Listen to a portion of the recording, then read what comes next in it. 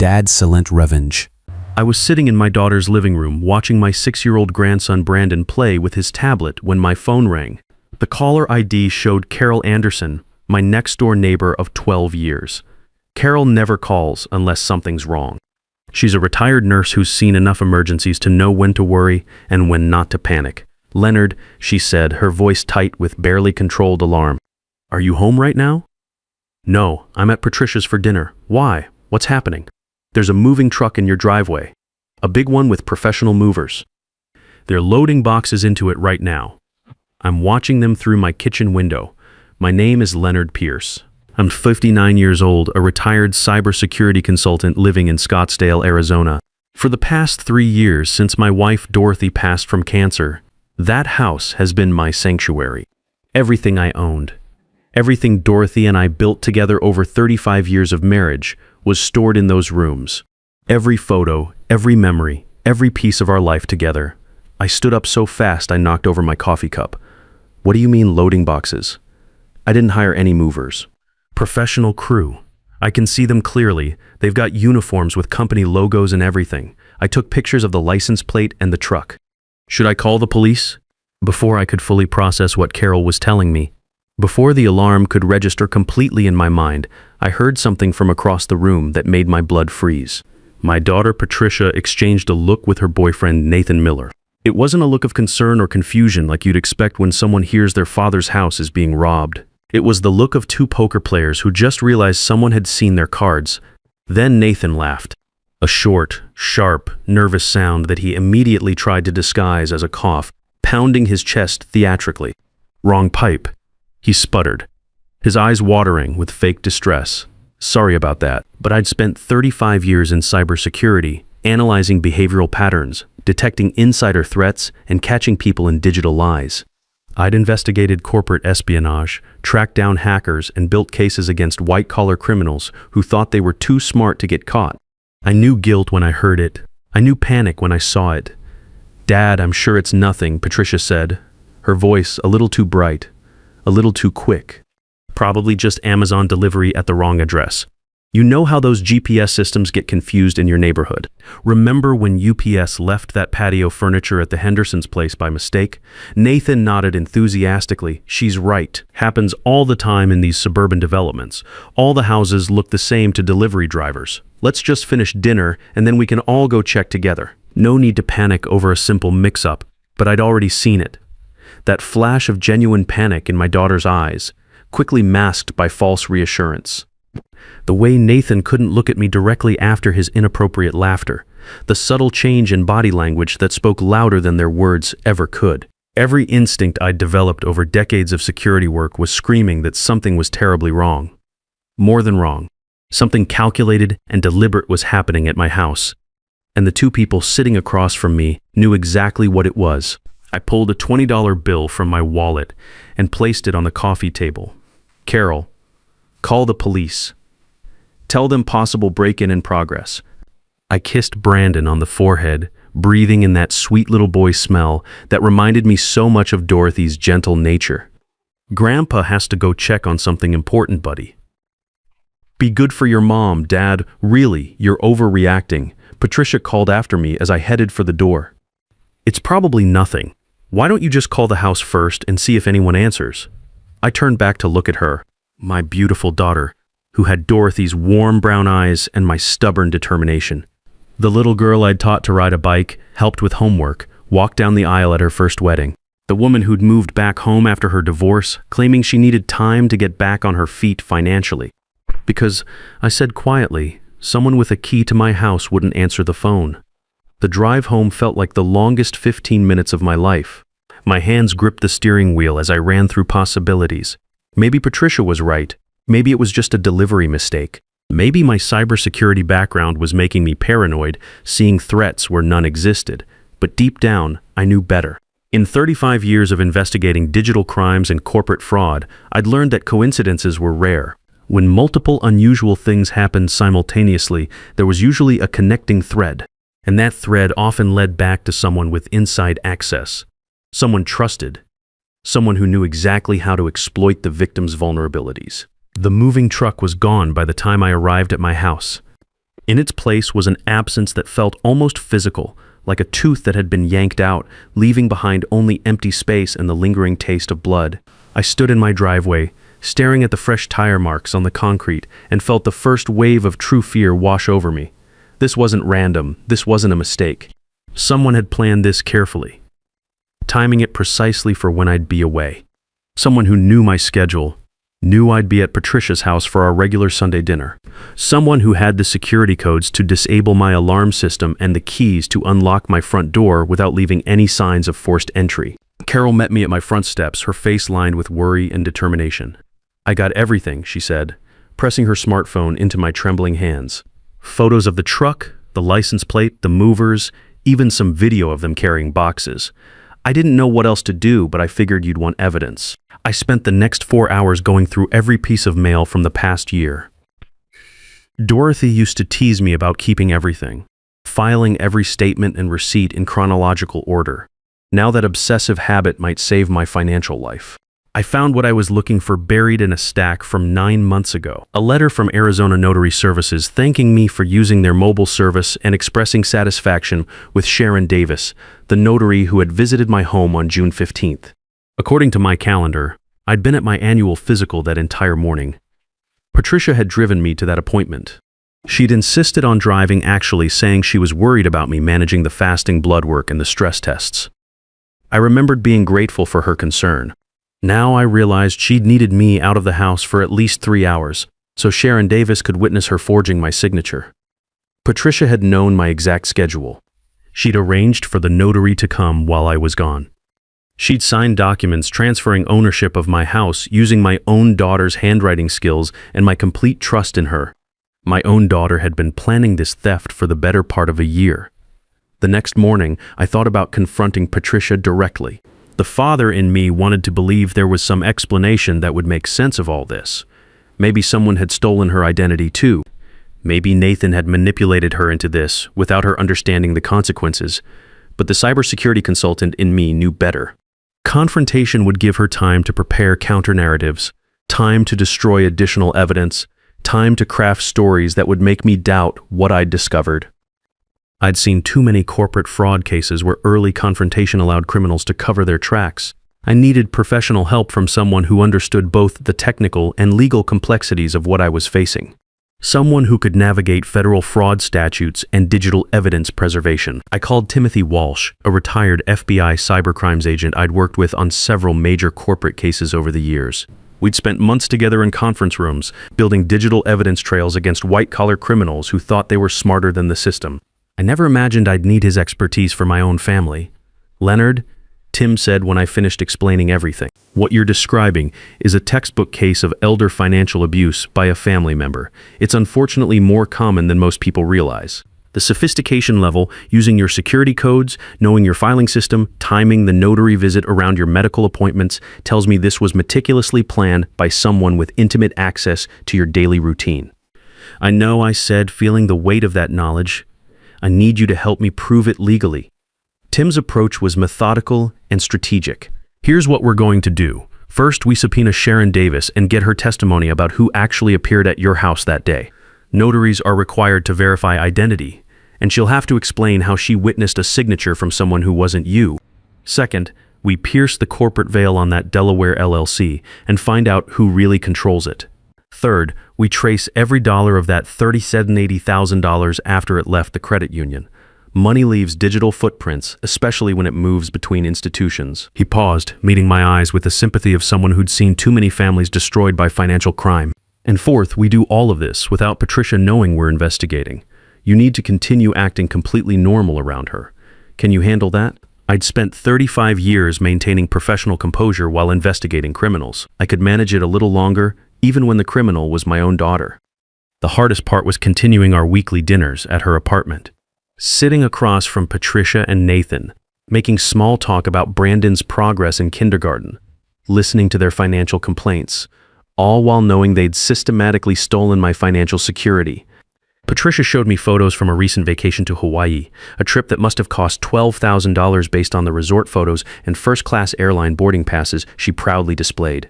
Nathan complained about cash flow problems in his construction business, how hard it was to keep good crews when projects got delayed.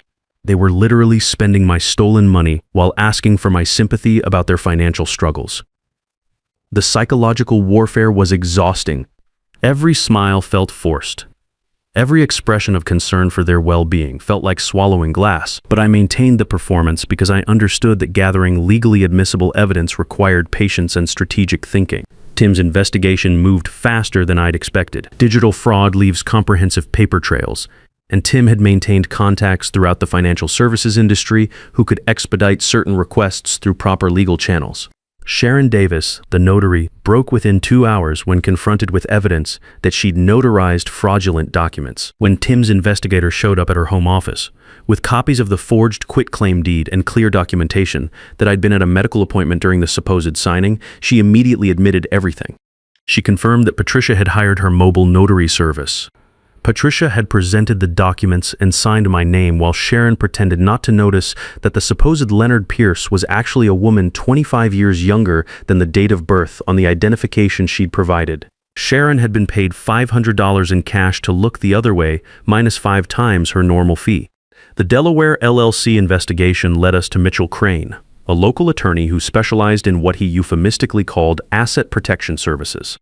When we cross-referenced his client database through court records and business filings, Nathan's name appeared on 8 different failed construction LLCs over the past 5 years, including one with an outstanding civil fraud judgment from a pension fund he'd supposedly managed. Nathan wasn't just a failed businessman. He was a serial fraud artist who'd found the perfect cover story in romantic relationships with women who had access to family money. But the money trail provided the most damaging evidence against both of them. Using financial forensics software I'd helped develop during my consulting days, we traced every electronic transfer of the stolen $380,000. The money had been moved from Arizona Community Credit Union to Pierce Family Holdings' Wells Fargo account, then immediately distributed in a pattern that revealed their priorities and planning. $14,500 had paid off Nathan's credit card debts, minus cards I discovered were maxed out on everything from gambling losses to high-end electronics.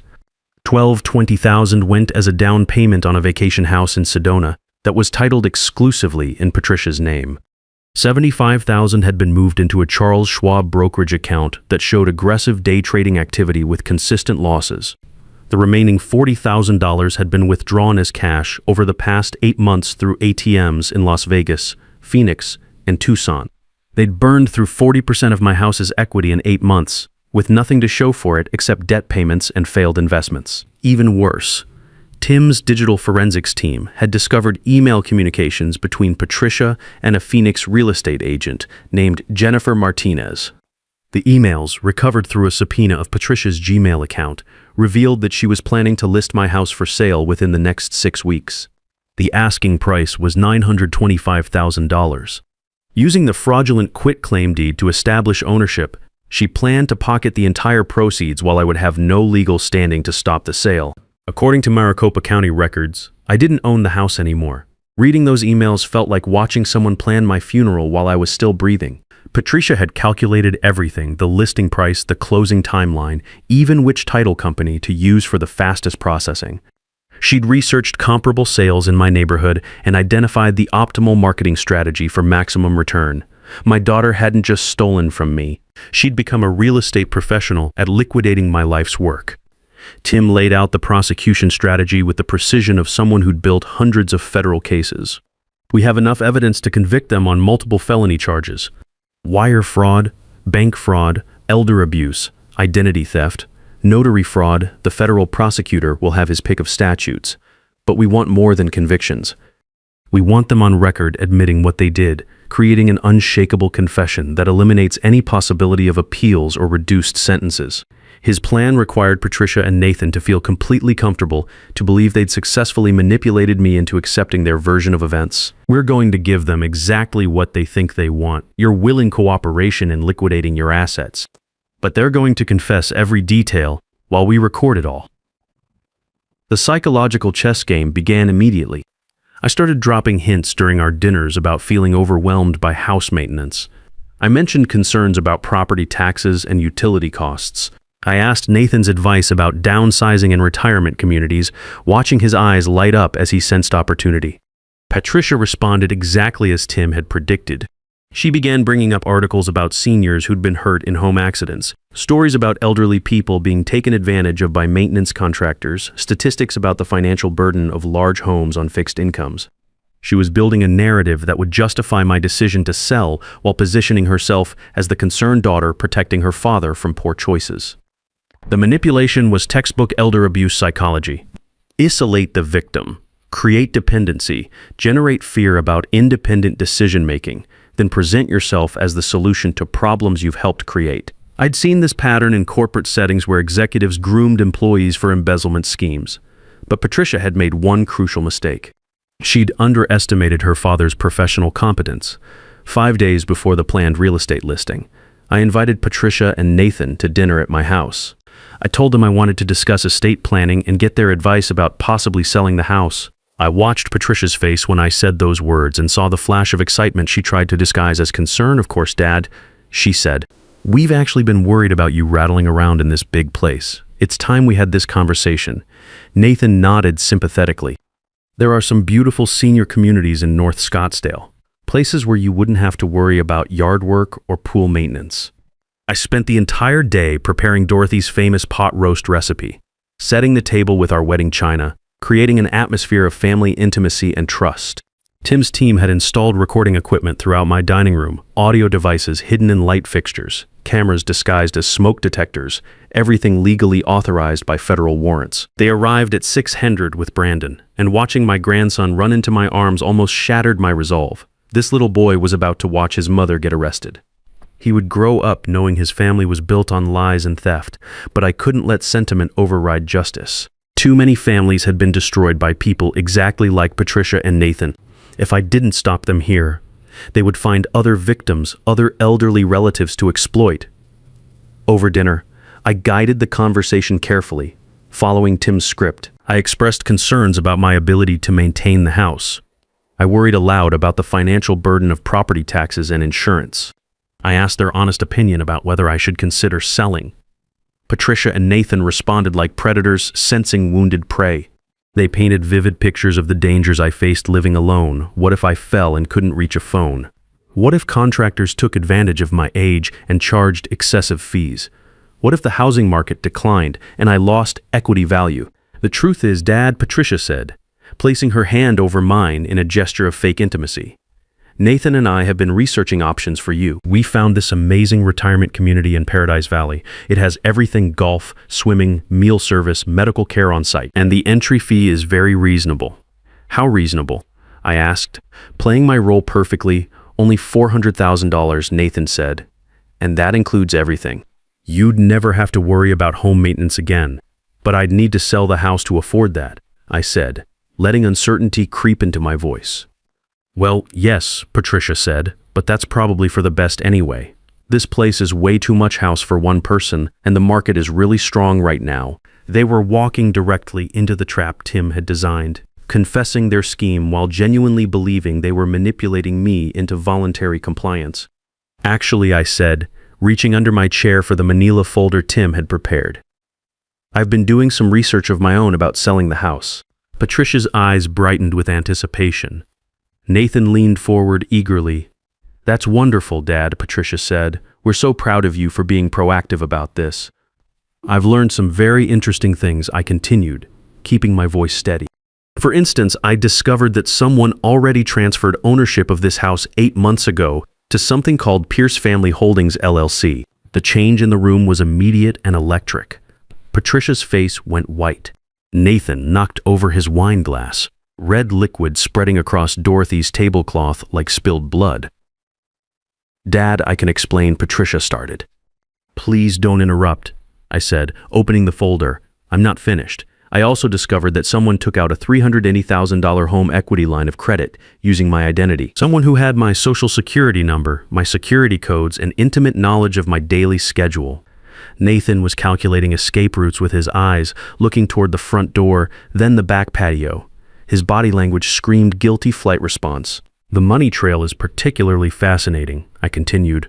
pulling out bank statements, $145,000 paid off credit card debts, $120,000 down payment on a Sedona vacation house, $75,000 lost in day trading, $40,000 in cash withdrawals from Las Vegas ATMs.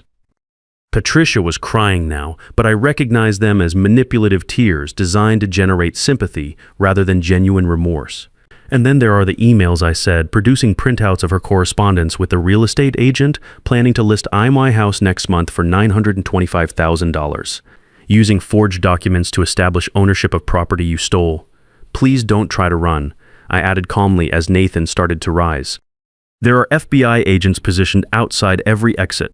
As if summoned by my words, Tim Walsh walked through my front door, followed by 3 federal agents in bulletproof vests.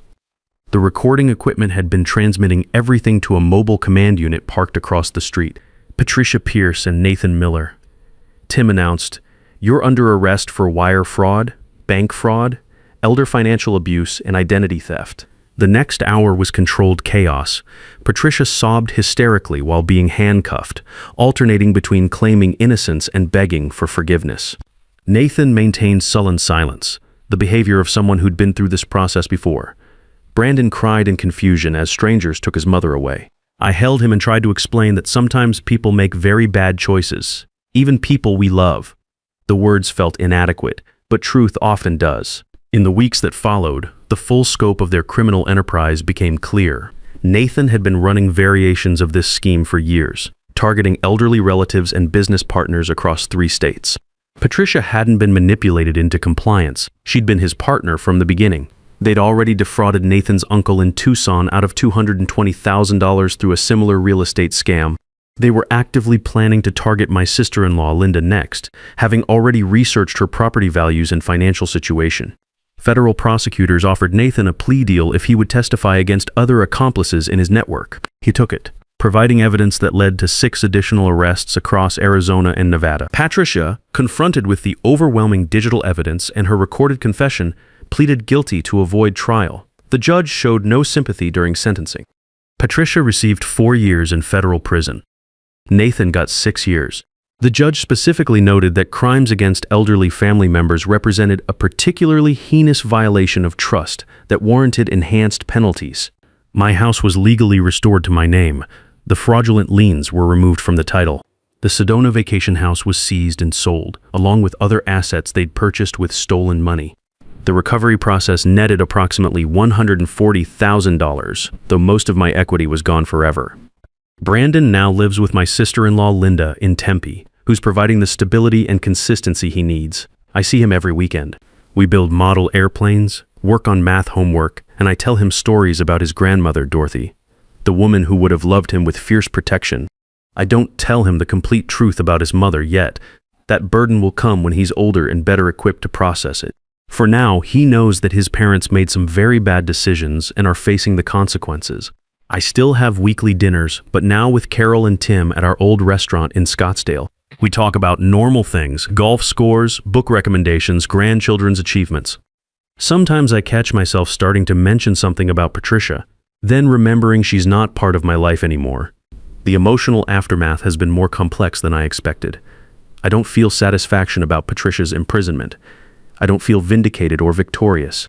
I feel something colder and more permanent, like scar tissue that's healed but never stops reminding you of the injury. This experience taught me that unconditional love and unconditional trust are dangerously different things. You can love someone completely while still protecting yourself from their worst impulses. Trust must be earned and maintained through consistent behavior, not assumed based on family relationships. I also learned that professional skills don't become obsolete in retirement. For 35 years, I'd tracked digital criminals and analyzed financial fraud patterns. When crime came to my own doorstep, perpetrated by my own blood, those same analytical abilities saved everything I'd worked my entire life to build. Some people have asked if I regret turning in my own daughter. They suggest that family loyalty should have protected her from legal consequences, that blood relationships create obligations that supersede justice. To those people, I have a simple answer. Patricia stopped being my daughter the moment she decided I was merely an asset to be liquidated. I owed her my love, and I will always love the child she used to be. but I didn't owe her my financial security, my home, or my silence in the face of systematic theft. What would you have done in my position? Elder financial abuse destroys families for generations, but staying silent about it destroys even more families, because predators always find new victims once they've perfected their methods. The most dangerous criminals are often the ones who sleep in your guest bedroom, attend your family dinners, and know exactly which emotional buttons to push to keep you from asking the hard questions.